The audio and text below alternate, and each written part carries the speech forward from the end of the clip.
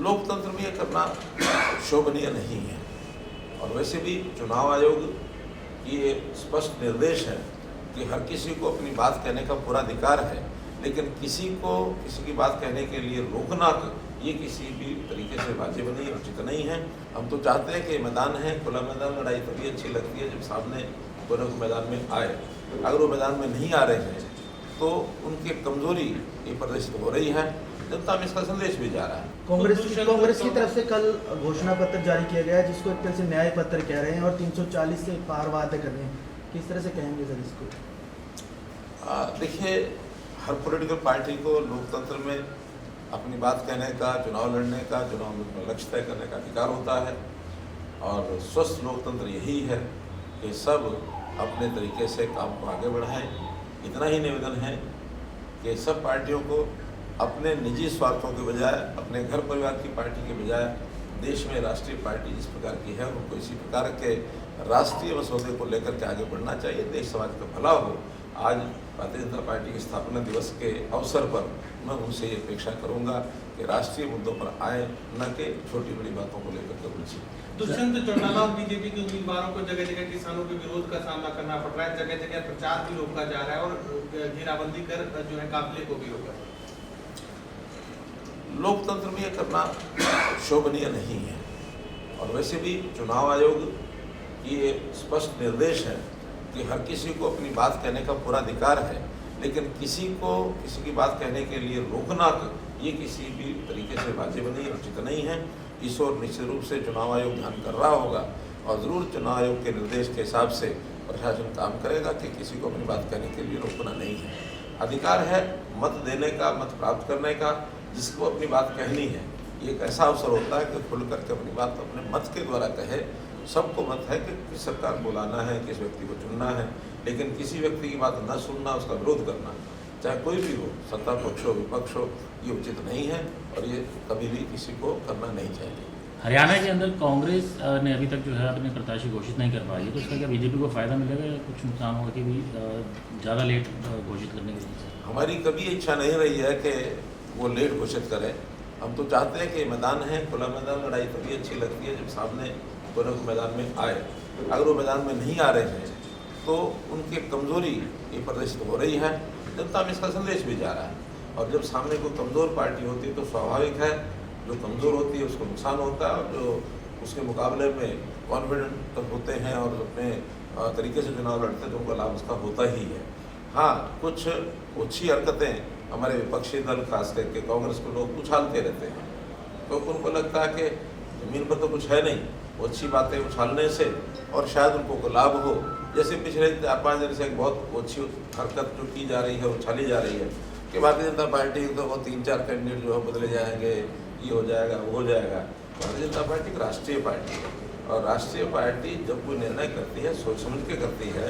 कभी भी किसी पार्टी के प्रत्याशी को बदलने का कोई कारण नहीं है, बल्कि हमने जो प्रत्याशी अपने घोषित हमने जो अपने प्रत्याशी घोषित किए हैं सब विनीत प्रत्याशी हैं, सोच समझ करके किए हैं, सामाजिक समीकरण को देख के किए हैं, कार्यकर्ताओं के साथ जिनका एक मधुर संबंध है उस नाते से किए हैं और सबने अपने अभियान को शुरू कर दिया है।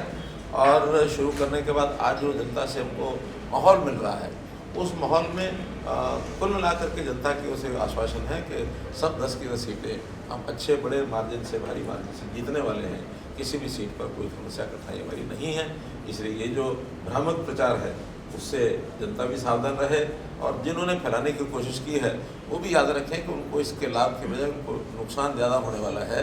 कि कोई अगर किसी को करना है तो पार्टी अपने आप करेगी, दूसरी किसी पार्टी के बारे में किसी को सोचने का अधिकार भी नहीं है, करना भी नहीं चाहिए। वरना तो आज जब तक घोषित नहीं हो हम भी कांग्रेस के प्रत्याशियों के बारे में कुछ कह सकते, लेकिन हम नहीं कहते।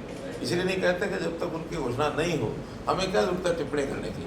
लेकिन जो घोषित हो गए हैं उनको किसी प्रकार की टिप्पणी करने का अधिकार नहीं है। अगर करेंगे तो नुकसान उन्हीं को होगा। आप देखिए, आंदोलन कोई भी होता है अपनी अपनी मांगों को लेके होता है, अपने अपने कुछ इश्यूज होते हैं। उन इश्यूज़ को काफ़ी मात्रा में हम लोगों ने सॉल्व कर लिया है। जहाँ तक किसान की फैसिलिटेशन है, किसान की आय का विषय है, किसान को सुविधाएं हैं, किसान को फैसिलिटेशन, वो सब हमने किया है। फिर भी कुछ लोग, कुछ ग्रुप ऐसे होते हैं जिनका एक ही वाक्य होता है कि मैं ना मानूँ। अब मैं ना मानूँ का तो कोई इलाज नहीं है। बाकी किसानों के बारे में हमने कोई कमी नहीं छोड़ी है, चाहे आज हमारा मार्केटिंग सिस्टम है, चाहे हमने MSP दिया है। हरियाणा में 14 फसलें में MSP पर खरीदते हैं, कोई फसल ऐसी नहीं कि जो उनकी बेकार चली जाती हो। हाँ, प्राकृतिक आपदाएं बहुत बार आती हैं, उसमें भी जितना हरियाणा में हमने उसको मुआवजा दिया है, यानी कांग्रेस के कार्यकाल में 10 साल में कुल 1100 करोड़ रुपया मुआवजा दिया गया था 10 साल में, और हमने इन 9.5 साल में कुल 12,000 करोड़ रुपया मुआवजा भी दे चुके हैं, मोर देन 10 टाइम्स। तो आखिर तो जनता को पहुंचता ही है पैसा, और हर दृष्टि से लोगों को लाभ मिलता है। कहीं किसी को हम ऐसा नहीं कि इग्नोर करते हो। किसान है, अन्नदाता है, उसको नुकसान होने की संभावनाएं जो होती हैं, प्राकृतिक नुकसान तो कहीं भी हो सकता है, खेती का उसमें संभावनाएं ज़्यादा रहती हैं। खुले आकाश के नीचे उनका धन पड़ा है, कभी वर्षा आ जाती है, कभी ओले पड़ते हैं, लेकिन हम हर समय हमारे सिस्टम ऐसे हैं, तुरंत गिरदावरी कराते हैं, मेरी फसल मेरा ब्यौरा के आधार के ऊपर चीज़ें खरीदते हैं, क्षतिपूर्ति योजना में उनको कहते हैं आप स्वयं भरो, उसका बाद में जांच जरूर कराई जाती है कि जो उसने भरा है उसमें ठीक है कि नहीं है।